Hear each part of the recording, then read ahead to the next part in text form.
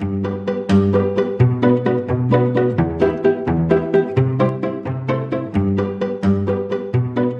this video, I'll show you how to use global design settings to speed up the process of customizing your site. Global design is a great place to start editing. This is where you'll be able to set default options for things such as text, button color, backgrounds, and more, all of which will immediately apply across the site. This allows you to set a design once and then forget it.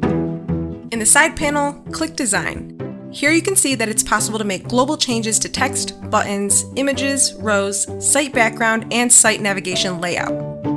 In each of these options, you can make several changes that will affect all pages.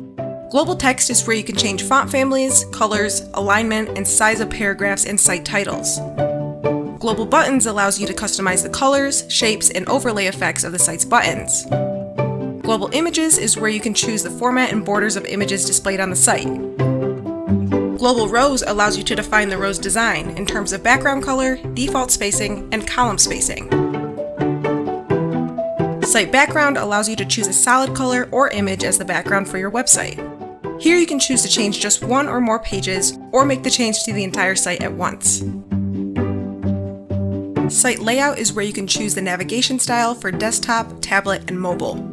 Be careful when going through these settings, as changing a single option will change all the pages on the site that contain that type of element. You can always override default settings by making design changes to specific elements.